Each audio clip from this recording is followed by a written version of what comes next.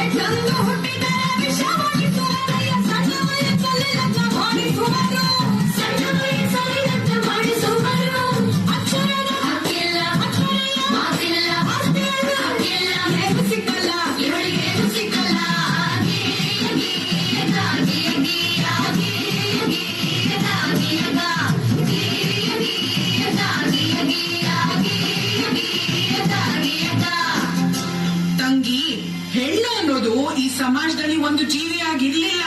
ಅವಳು ಆಸ್ತಿ ವರ್ಣ ವಂಶ ರವಾನಿಸೋ ಒಂದು ಯೋಜನೆ ಆಗಿದ್ಲು. ಈ ಜಾತಿ ಆ ಜಾತಿ ಸೇರ್ಬಾರ್ದು, ಆ ವರ್ಣ ಈ ವರ್ಣ ಬೆರಿಬಾರ್ದು, ಈ ಆಸ್ತಿ ಆ ಆಸ್ತಿ ಅವ್ರಿವ್ರ ಕೈ ಸೇರ್ಬಾರ್ದು.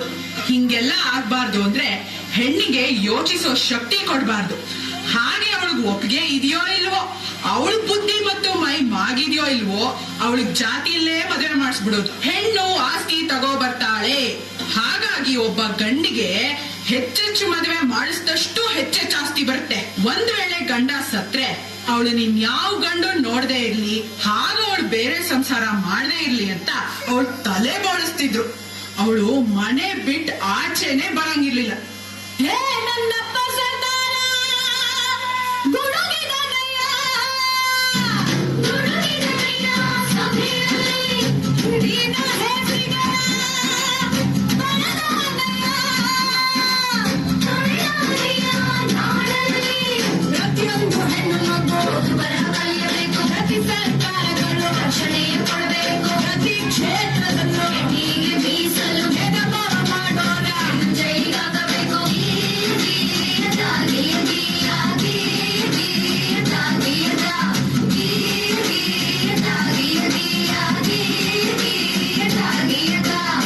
ಅದು ಅಲ್ಲದೆ ನನ್ನ ತಂಗಿ ಹೊನ್ನ ಮದರಂಗಿ, ಪ್ರತಿಯೊಂದು ಕ್ಷೇತ್ರದಲ್ಲೂ ಹೆಣ್ಣಿಗೆ ರಕ್ಷಣೆ ಇರಬೇಕು.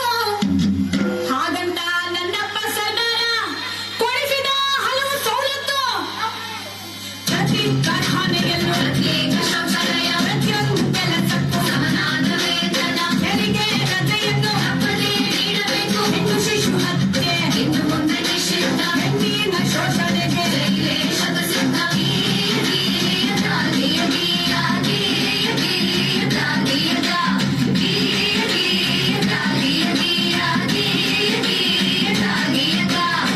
ಹೀಗೆ ಹಲವಾರು ಸವಲತ್ತುಗಳು ಹಾಗೂ ಸ್ವಾತಂತ್ರ್ಯವನ್ನು ನಿಮ್ಮಂತ ಹೆಣ್ಮಕ್ಳು ಅರಿವಿಲ್ಲದೆ ಅನುಭವಿಸುತ್ತಿರುವ ಅನುಕೂಲಗಳನ್ನು ನಮ್ಮಪ್ಪ ಆ ಭಾರತ ಭಾಗ್ಯ ವಿಧಾತಾನೇ ಕೊಡಿಸಿದ್ದು. ಹೆಣ್ಣು ಮಕ್ಕಳಿಗೆ ಆಸ್ತಿಯಲ್ಲೂ ಹಾಕೊಂಡು ಗಂಡು ಹೆಣ್ಣು ಎಂಬ ಬೆಳಕಿನಲ್ಲಿ ಎಡೆಯುಂಟು. ಹಳೆದೋಯ್ತು ಹಳೆಕಾಲ, ಅಂತೈತೆ ಹೊಸ ಸುಗ್ಗಿ. ಪ್ರತಿಯೊಬ್ಬ ಪ್ರಜೆ ಈಗ ನಿಂತನೋ ಎದೆ ಹಿಗ್ಗಿ, ಪ್ರತಿಯೊಬ್ಬ ಪ್ರಜೆ ಈಗ ನಿಂತನೋ ಎದೆ ಹಿಗ್ಗಿ, ಪ್ರತಿಯೊಬ್ಬ ಪ್ರಜೆ ಈಗ ನಿಂತನೋ ಎದೆ ಹಿಗ್ಗಿ.